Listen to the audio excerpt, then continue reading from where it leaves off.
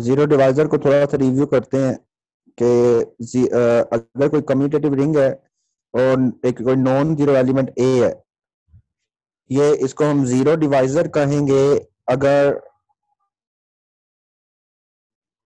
another non-zero element b such that a b is equal to zero, a भी not equal to zero है and b भी not equal to zero है। उनका अगर product zero के equal आ जाए तो हम कहेंगे a and b are zero divisor.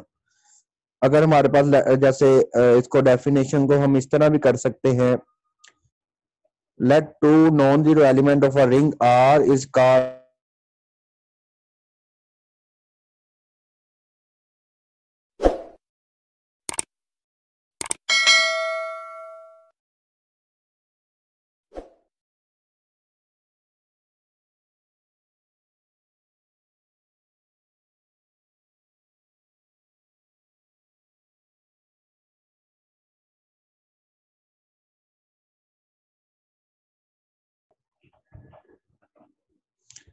इसी तरह जैसे Z4 है तो इसमें टू को टू से मल्टीप्लाई करने से आंसर 4 आता है और Z4 में 4 बार किसके इक्वल आएगा, 0 बार के इक्वल, तो 2 इसका जीरो डिवाइजर होगा। इसी तरह Z6 जीरो के अलावा एलिमेंट जीरो डिवाइजर जीरो नहीं हो सकता, नॉन जीरो एलिमेंट होगा हमेशा जीरो डिवाइजर।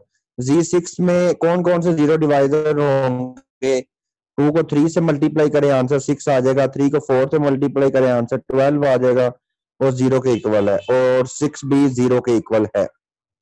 तो इसका मतलब है 2 3 and 4 R zero divisor of Z6 के ये हमारे पास आ जाते हैं जीरो डिवाइजर। अब ये हमारे पास है N element A of Zn is zero divisor of Zn। ये जो ए बार है ये जीरो डिवाइजर कब होगा, जब इसका जीसीडी एन के साथ 1 के इक्वल नहीं होगा। Zn अगर लिया है, जैसे Z6 लिया है, एन हमारे पास 6 होगा, Z4 लिया तो एन हमारे पास 4 होगा। जैसे इधर देखें Z4 में ये 3 एलिमेंट है नॉन जीरो। अब 1 और 4 का कॉमन डिवाइजर सिर्फ 1 है, 2 और 4 का कॉमन डिवाइजर हमारे पास 1 के अलावा 2 भी है। इसका मतलब है इसका जो ग्रेटेस्ट कॉमन डिवाइजर है जीसीडी 1 नहीं है, तो इसका मतलब क्या होगा, 2 हमारे पास जीरो डिवाइजर बनेगा।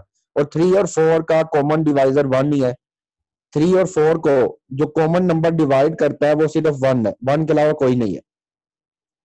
इसी तरह Z6 में हमने देखना है कि कौन से ऐसे नंबर हैं Z6 के जो नॉन जीरो हैं और इनका 6 के साथ ग्रेटेस्ट कॉमन डिवाइजर जो है वो 1 के अलावा ग्रेटेस्ट कॉमन डिवाइजर 1 नहीं है। इसका मतलब है कॉमन डिवाइजर 1 के अलावा भी कोई है, 1 तो कॉमन डिवाइजर होता ही है। अगर 1 ही सिर्फ कॉमन डिवाइजर हो उसको हम कहते हैं रिलेटिवली प्राइम नंबर। जैसे 2 है, 1 तो होता ही है। अब 2 जो है 2 और 6 को 1 भी डिवाइड करता है, 2 भी डिवाइड करता है। इसका मतलब है इसका जो सबसे बड़ा कॉमन डिवाइजर है वो 2 है। 3 और 6 को 3 भी डिवाइड करता है, 1 भी डिवाइड करता है। 3 और 6 का जीसीडी 1 है, 3 और 6 का जीसीडी हमारे पास 3 है। इसी तरह 4 को और 6 को कॉमन नंबर कौन कौन सा डिवाइड करता है, एक 1 करता है और एक 2 करता है। इसका मतलब है कि 4 और 6 का जो जीसीडी है वो 2 के इक्वल है। तो ये हमारे पास इसके जीरो डिवाइजर आ गए। 2 3 और 4 6 के साथ रिलेटिवली प्राइम नहीं है, इनका जीसीडी 1 के मतलब 1 से बड़ा है, तो इनको हम कहेंगे ये हमारे पास जो एलिमेंट है 2 3 और 4 Z6 के ये जीरो डिवाइजर है। इसी तरह a n element a bar belong to Zn is zero divisor of Zn if a bar is not unit element। अगर a बार यूनिट एलिमेंट नहीं होगा वो हमारे पास जीरो डिवाइजर बनेगा। अब यूनिट एलिमेंट निकालने हमने सीखे हुए हैं, किसी भी Z1 Z2 Z3 Z4 Z5 किसी भी एलिमेंट के अगर यूनिट एलिमेंट निकालने हो तो वो हमने सीखे हुए हैं। अगर कोई एलिमेंट यूनिट एलिमेंट होगा, यूनिट एलिमेंट का मतलब क्या होता है कि जिनका जीसीडी 1 है, और जिनका जीसीडी 1 नहीं है वो यूनिट एलिमेंट नहीं होगा। इसका मतलब है किसी भी सेट के अंदर सिर्फ वही जीरो डिवाइजर बनेंगे जिनका जो यूनिट एलिमेंट नहीं होंगे। जैसे अगर n प्राइम होगा, every non zero element of Z N is unit element. अगर एन प्राइम है तो हर नॉन जीरो एलिमेंट जो है वो यूनिट एलिमेंट होगा। So it has no zero divisor. इसका मतलब क्या होगा, इसका कोई भी जीरो डिवाइजर नहीं होगा। अगर एन प्राइम है, जैसे Z2 है, Z3 है, Z5, Z7, ये सारे के सारे हमारे पास, इनमें कोई भी जीरो डिवाइजर नहीं होता। अब हम Z10 में चेक करते हैं कि इसके जीरो डिवाइजर कितने हैं। जैसे वन तो जीरो डिवाइजर नहीं हो सकता, और उसके बाद 2 देख लेते हैं। 2 और 10 रिलेटिवली प्राइम नहीं है। 2 और 10 को 2 डिवाइड करता है, ग्रेटेस्ट कॉमन डिवाइजर इनका 2 है, तो इसलिए 2 जो है वो जीरो डिवाइजर बनेगा। 3 हमारे पास, 3 और 10 रिलेटिवली प्राइम है, क्योंकि 3 को और 10 को कॉमन कोई ऐसा नंबर नहीं है 1 के अलावा जो डिवाइड करता है। तो इसका मतलब है कि 3 हमारे पास जीरो डिवाइजर नहीं होगा। 4 जीरो डिवाइजर होगा, क्योंकि 4 और 10 को 2 डिवाइड करता है। 5 और 10 को 5 डिवाइड करता है। 6 और 10 को 2 डिवाइड करता है, और ये सारे जीरो डिवाइजर नहीं होंगे। इसी तरह 8 भी जीरो डिवाइजर नहीं होगा। 8 भी जीरो डिवाइजर होगा।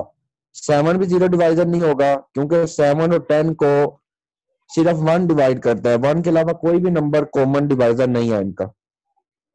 इसी तरह 9 और 10 दो कंसेक्टिव जो इंटीजर होते हैं वो हमेशा रिलेटिवली प्राइम होते हैं। इसमें कितने नंबर आ जाएंगे, 2, 4, 5, 6, 8, 1, 2, 3, 4, 5, ये हमारे पास आ जाएंगे। अब zero divisor of Z20, Z20 के लिए जीरो डिवाइजर लिखे हुए हैं। हमने देखना है 2 जीरो डिवाइजर है। अगर 2 जीरो डिवाइजर है, 2 के जितने भी मल्टीपल होंगे 20 तक वो सारे आ जाएंगे। 2 के बाद 4 आएगा, 6 आएगा, 8 आएगा, 10 आएगा, एंड 12 आएगा, उसके बाद 14, 16 एंड 18 आ गया। उसके बाद हमने देखना है 2 के बाद कौन सा नंबर डिवाइड करता है। इवन नंबर तो सारे आ गए। अब 3 डिवाइड नहीं करता 2 को, 20 को। 3 और 20 का जो कॉमन डिवाइजर है वो सिर्फ 1 है। इसी तरह 4 तो हो गया। 5, अब 5 और 20 का कॉमन डिवाइजर 5 है, तो इसका मतलब क्या हो गया, 5 भी 20 का जीरो डिवाइजर बनेगा। 5 के जितने भी मल्टीपल आएंगे, 5, 10, 15 एंड सो ऑन, इस तरह हम देख लेंगे सारे जीरो डिवाइजर। अब एक बड़ा सेट दे दिया, उसके जीरो डिवाइजर आपने निकालने हैं, तो कैसे निकाल लेंगे।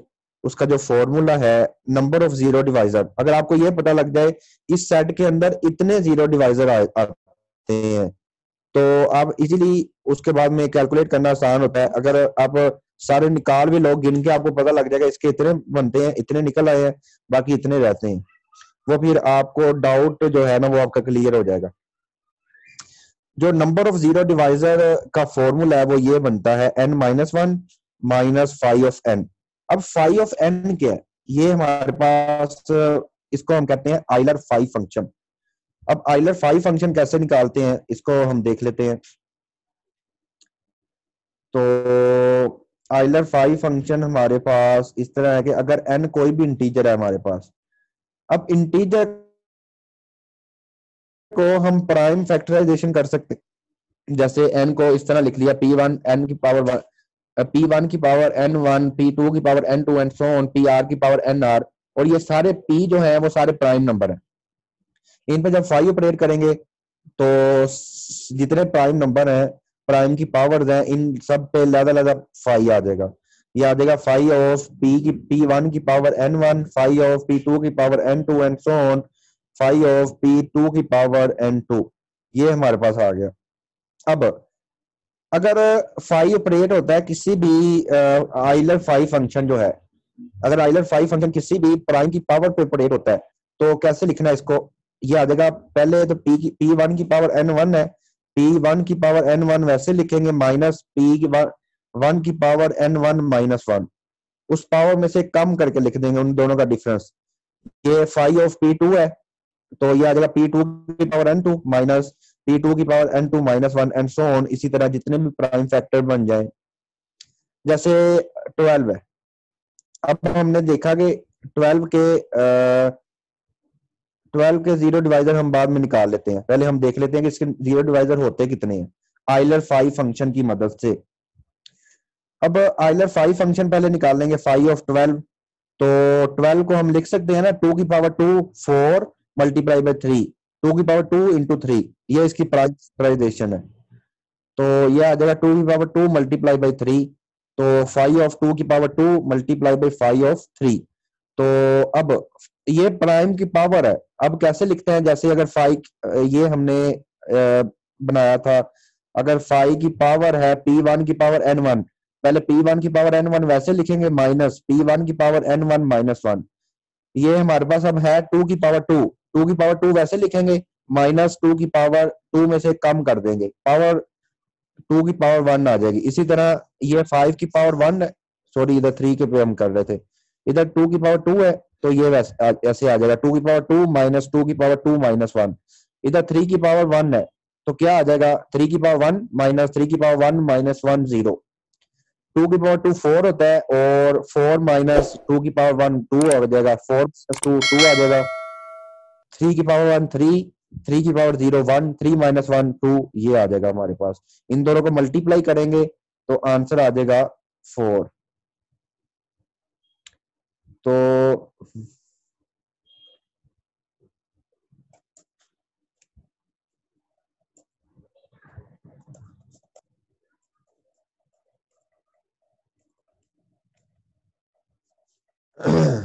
अब इसी तरह आगे हम चलते हैं। अगर आपके पास, इसका मतलब है कि अगर हम 5 ऑफ 12 निकालना है, वो निकला 4। अब नंबर ऑफ जीरो डिवाइजर कितने आ जाएंगे?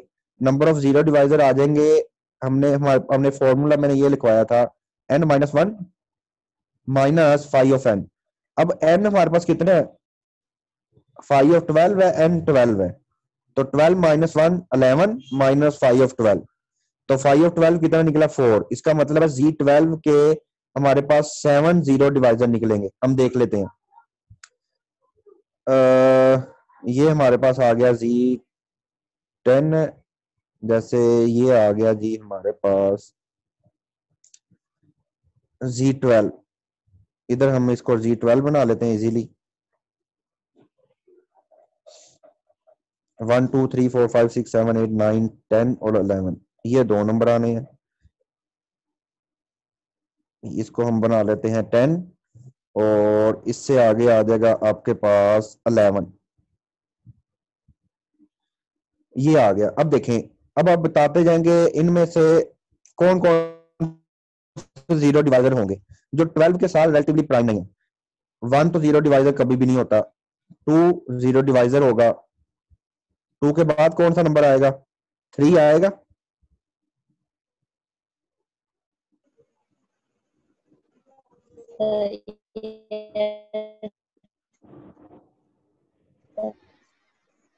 अब ऐसे नंबर देखने हैं जो 12 के साथ रिलेटिवली प्राइम नहीं है। जैसे 2 और 12 को 1 के अलावा कौन डिवाइड कर रहा है? 2 दोनों को डिवाइड कर रहा है, इसका मतलब है इसका कॉमन डिवाइजर 1 के अलावा 2 है। 3 भी आ जाएगा, क्योंकि 3 और 12 को 3 डिवाइड करता है। उसके बाद कौन सा आएगा? 4, 4 भी आ जाएगा। 4 के बाद क्या आएगा? 5 तो नहीं आएगा। 4 के बाद आ जाएगा आपके पास 6। 6 के बाद आपके पास कौन सा आएगा? 7 नहीं आएगा। फिर 7 और 12 को सिर्फ 1 डिवाइड करता है, 8 आ जाएगा। उसके बाद 9 भी आएगा। उसके बाद 10 भी आएगा। ये 3 नंबर और आ जाएंगे। अब टोटल गिन लें कितने नंबर है।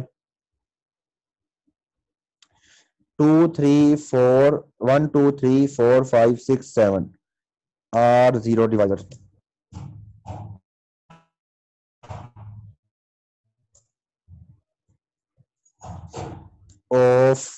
Z12। सबको समझ आ रही है ना इस बात की कि जीरो डिवाइजर हम कैसे ले रहे हैं रिलेटिवली प्राइम?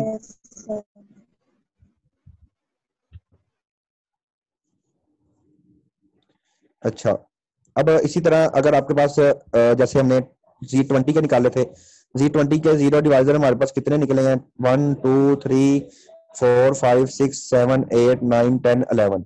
अब हम फॉर्मूले से देखते हैं कि यही बनेगा। तो 20 को हम कैसे लिख सकते हैं? 20 को हम लिख सकते हैं 2 की पावर 2 मल्टीप्लाई बाई 5। अब इन दोनों पे फाइव अलग अलग ऑपरेट करेंगे, 5 of 2 की पावर 2 और 5 of 5। 5 of 2 की पावर 2 कितना बनेगा, 2 की पावर 2 माइनस 2 की पावर 1, 4 - 2 2 आ जाएगा, 5 की पावर 1 माइनस 5 की पावर 0, तो ये आ जाएगा टोटल 2 की पावर, ये 2 आ जाएगा और ये 4 आ जाएगा, 4 मल्टीप्लाई बाई 2 ये आ गया 8। तो 5 of 20 आ गया 8। अब नंबर ऑफ जीरो डिवाइजर का फॉर्मूला क्या है, n-1, ये हमारे पास फॉर्मूला इधर कर लिख दूं, n-1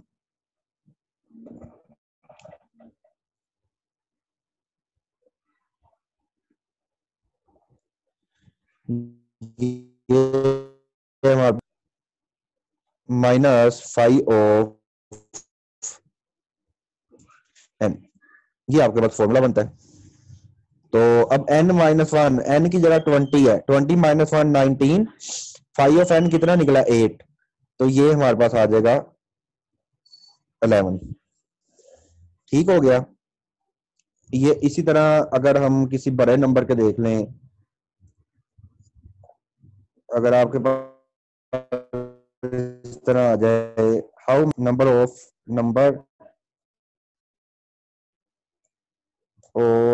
जीरो डिवाइजर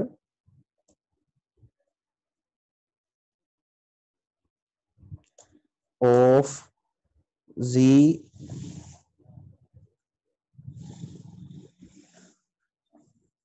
104, हम कहते हैं कि 104 के कितने जीरो डिवाइजर होंगे, तो इसका फॉर्मूला क्या आएगा, number of zero divisor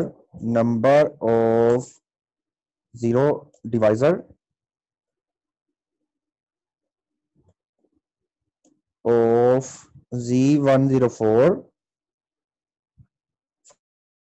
formula क्या आएगा हमारे पास, n हमारे पास कितना है 104, ये आएगा 104 माइनस 1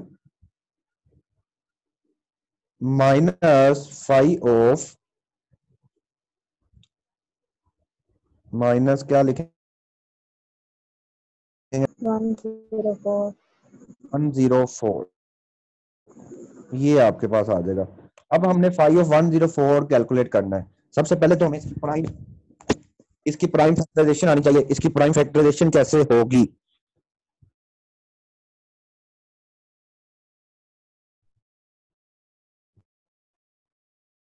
अब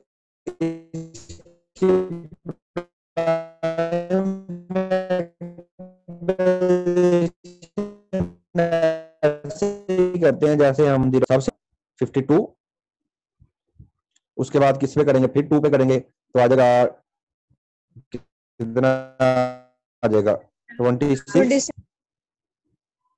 उसके बाद फिर 2 पे करेंगे, हाँ जी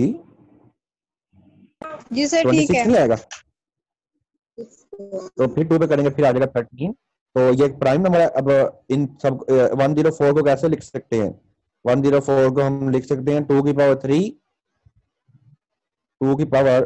3 इंटू 13, ये हमने लिख दिया इसको 104 को। अब हमें पता लग गया कि 104 को हम इस तरह लिख सकते हैं। अब हम इसकी प्राइम फैक्टराइजेशन लिखते हैं और इसका 5 फंक्शन निकाल लेते हैं।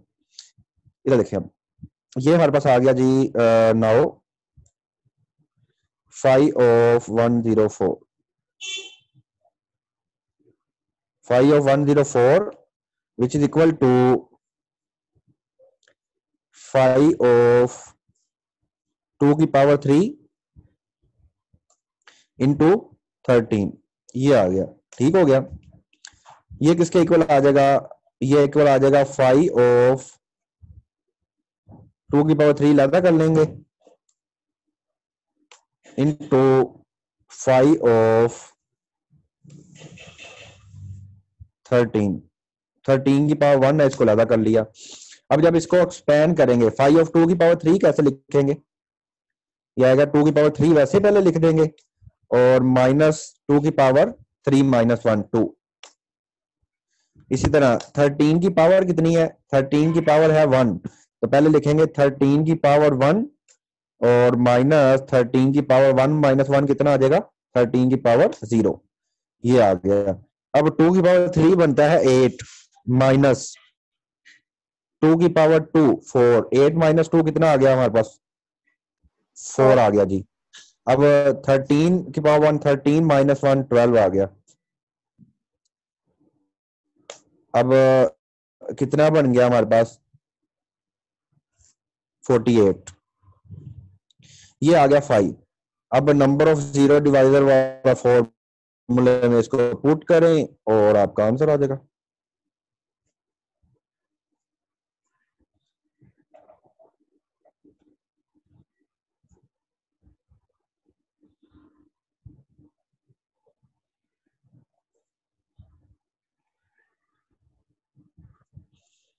तो अब इसको हम देख लेते हैं। Number of zero divisor of Z104, ये आ जाएगा 48 माइनस कर दें तो कितना आ जाएगा? 55 ये आएगा 103 माइनस 48, 103 माइनस 48 कितना बन गया?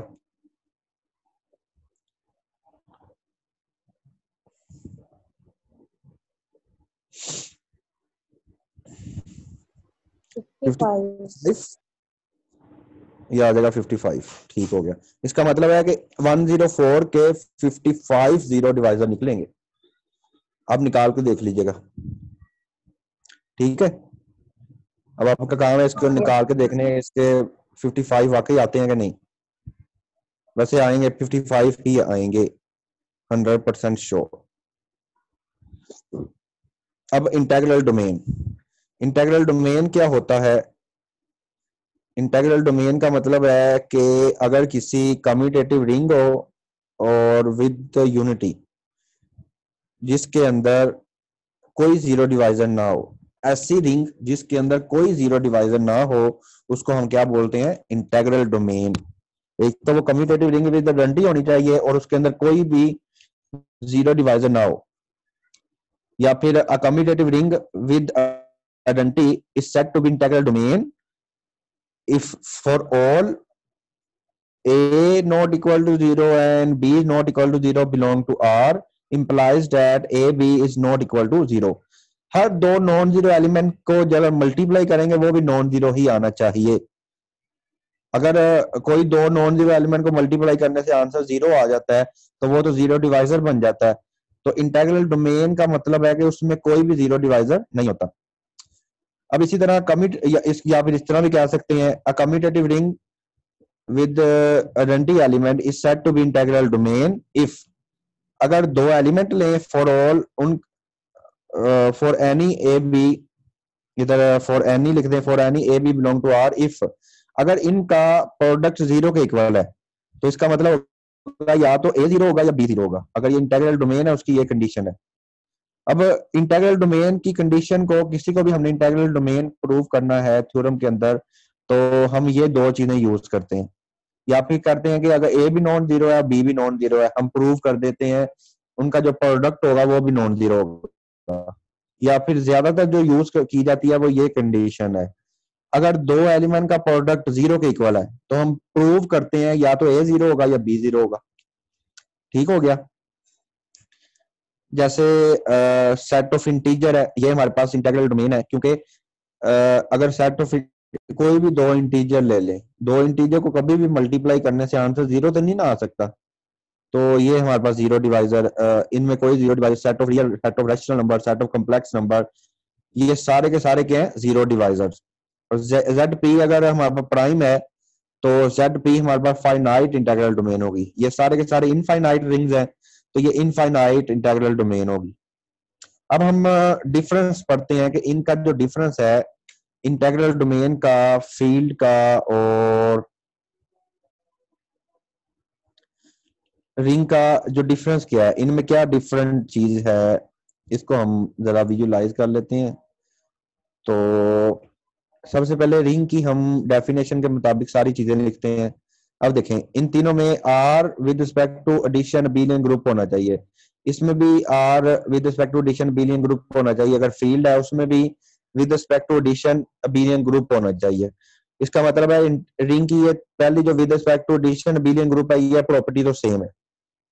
अब विद रिस्पेक्ट टू मल्टीप्लीकेशन, अगर सिर्फ रिंग है तो उसकी कंडीशन है वो सेमी ग्रुप हो, वो क्लोज्ड हो और एसोसिएटिव लॉ होल्ड करती हो। अगर वो हमारे पास इंटेग्रल डोमेन है, इंटेग्रल डोमेन में आता है commutative ring with identity, commutative ring भी होगी वो आइडेंटिटी भी होगा। अब इसका मतलब है कि अगर कोई इंटेग्रल डोमेन है वो with respect to addition abelian monoid होगा। अगर किसी सेट के अंदर किसी बाइनरी ऑपरेशन के लिए से पहले तीन प्रॉपर्टीज हो, उसको हम कहते हैं मोनोइड। अगर कम्यूटेटिव भी आ जाए उसको हम कहेंगे अबेलियन मोनोइड। तो इसका मतलब है कि इसकी ये अबेलियन मोनोइड होगा। और इसी तरह इसमें जो है फील्ड के अंदर ये अबेलियन ग्रुप होगा। अब देखें इसमें विद रिस्पेक्ट टू मल्टीप्लीकेशन दो प्रॉपर्टीज थी, इसमें चार आ गई और इसमें पूरी की पूरी वो सारी प्रॉपर्टीज आ गई। ठीक हो गया ना। तो अब देखें, और तीनों में डिस्ट्रीब्यूटिव लॉ होल्ड करता है। सिर्फ फर्क कहां पे आता है तीनों का विद रिस्पेक्ट टू मल्टीप्लीकेशन पे। अगर हमने किसी इंटेग्रल डोमेन, हमें पता है दी गई है ये इंटेग्रल डोमेन है, प्रूव करना है उसको फील्ड है, तो हम क्या सिर्फ प्रूव करेंगे, सिर्फ एक प्रॉपर्टी रह जाती है, कौन सी, inverse element with respect to multiplication. अगर हमने ये साबित कर दिया किसी इंटेग्रल डोमेन हमें दी हो, हमने उसमें ये साबित कर दिया कि उसका हर नॉन जीरो एलिमेंट का मल्टीप्लिकेटिव इनवर्स मौजूद है, तो हम उसको कहेंगे कि वो जो इंटेग्रल डोमेन है वो हमारे पास फील्ड बन जाती है। और इंटेग्रल डोमेन और फील्ड में कितनी प्रॉपर्टीज का डिफरेंट है, सिर्फ वन। ये मैंने नोट भी लिख दिया है। If we want to prove that any integral domain is field, we only prove that, हम सिर्फ ये प्रूव करेंगे every non zero element has inverse element. अब हम किसी भी Z6 को अगर ये प्रूव करना हो, Z6 रिंग है, अब रिंग प्रूव करने के लिए हम क्या करेंगे, इसको रिंग प्रूव करने के लिए क्या करना पड़ेगा, इसको करना पड़ेगा कि ये with respect to addition abelian group है, with respect to multiplication semi group है, और विद रिस्पेक्ट टू और डिस्ट्रीब्यूटिव लॉ होल्ड करते हैं। अब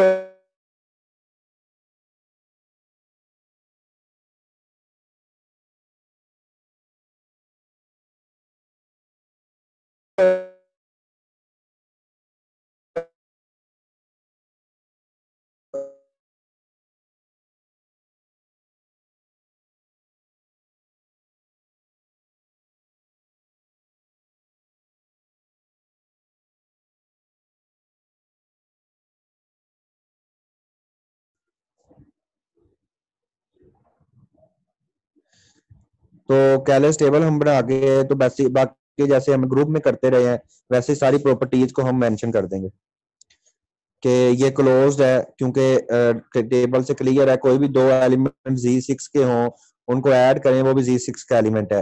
एसोसिएटिव लॉ भी टेबल से क्लियर है कि वो एसोसिएटिव लॉ भी होल्ड करता है, 0 बार इसकी आइडेंटिटी एलिमेंट है और हर एलिमेंट का इनवर्स भी ये लिखा हुआ है।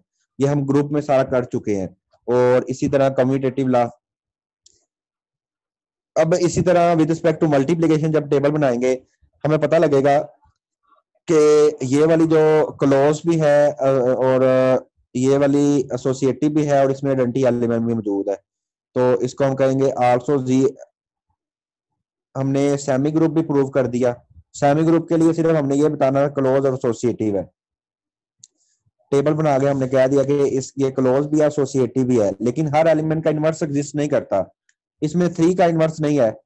3 को देखें, 3 की रो में 1 नहीं है, 3 को किसी से भी मल्टीप्लाई करने से 1 नहीं आ रहा। इसका मतलब है इसमें हर एलिमेंट का इनवर्स मौजूद नहीं है, इसलिए ये with respect to multiplication group नहीं बनेगा। तो अब और also distributive law hold hence Z6 is ring. अब इसी तरह अगर ये आ जाए कि इसको किसी को फील्ड प्रूव करना है आपने, अब फील्ड प्रूव करने के लिए आपने क्या करना है, डिटेल से आपने काम अगर करना है तो ज्यादा अच्छा यही है कि अगर आपको पेपर में आ जाता है फाइनल में तो आप इस तरह डिटेल से पूरा करें। फील्ड का मतलब है कि आपने विद रिस्पेक्ट टू एडिशन आपने प्रूव करना है कि ये हमारे पास अबेलियन ग्रुप है, वो आप इसकी एडिशन की टेबल बनाएंगे और बाकी प्रॉपर्टीज वैसे लिख देंगे। ये सारी लिखी हुई है। ठीक हो गया। ये आप एक बार देख लें। क्लोज के लिए हम देखेंगे, क्लियर है टेबल से कि दो एलिमेंट Z5 के लें, उनको ऐड करें तो वो भी Z5 का यह एलिमेंट बनता है। और इसी तरह एसोसिएटिव लॉ तो होल्ड करता ही होता है। आइडेंटिटी एलिमेंट जीरो इसका आइडेंटिटी एलिमेंट है, जीरो को किसी में भी ऐड करें तो वो ए ही आ जाता है, अगर कोई भी एलिमेंट है। इसी तरह इनवर्स एलिमेंट, जीरो का इनवर्स जीरो होगा, वन का इनवर्स फोर है, टू का इनवर्स थ्री है, थ्री का इनवर्स टू है एंड फोर का इनवर्स वन है विद रिस्पेक्ट टू एडिशन। और कम्यूटेटिव लॉ भी होल्ड करता है। तो ये अबेलियन ग्रुप है विद रिस्पेक्ट टू मल्टीप्लीकेशन। अब हम कैलस टेबल बनाएंगे विद रिस्पेक्ट टू मल्टीप्लीकेशन। ऊपर हमने प्रूव किया कि ये ग्रुप है विद रिस्पेक्ट टू एडिशन। अब हम कैलस टेबल बनाएंगे विद रिस्पेक्ट टू मल्टीप्लीकेशन। अब मल्टीप्लीकेशन से जब बनाएंगे, ये जरा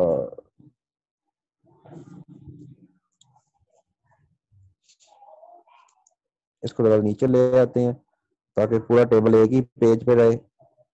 callus table with respect to multiplication.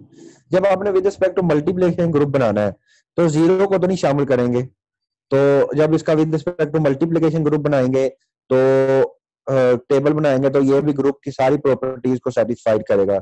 ये क्लोज भी होगा, हमें पता है कि दो एलिमेंट को मल्टीप्लाई करने, अगर टेबल के अंदर सारे के सारे एलिमेंट Z5 के ही हैं, इसका मतलब है ये क्लोज्ड है। और इसी तरह एसोसिएटिव लॉ भी होल्ड करता है। आइडेंटिटी एलिमेंट भी one with respect to multiplication identity one है। इनवर्स एलिमेंट वन का इनवर्स वन है, टू को किससे मल्टीप्लाई करने से आंसर वन आ रहा है वो हम देख लेते हैं टेबल से।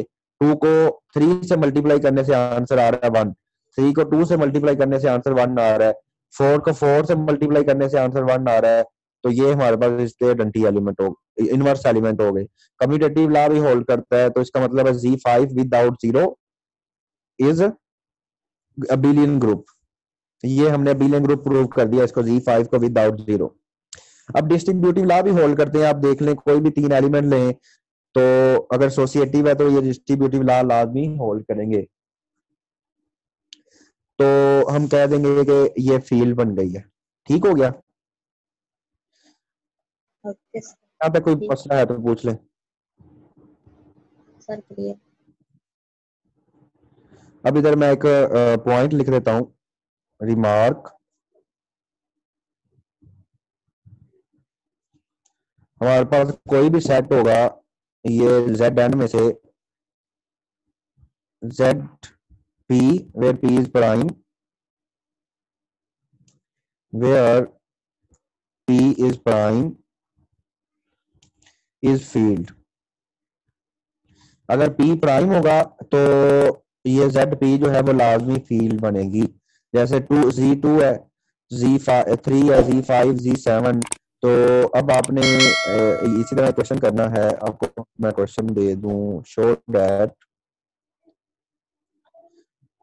डैट Z5 के लिए किया है, तो आप शो कर दें Z7 के लिए।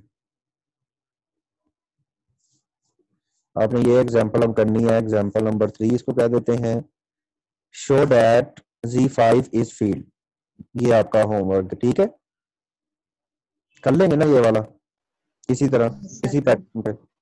जी सर, कर लेंगे। ये जो आपने अभी करवाई है हमें नोट सेंड कर दें। अभी मैं कर देता हूँ, ठीक है? ओके जी सर।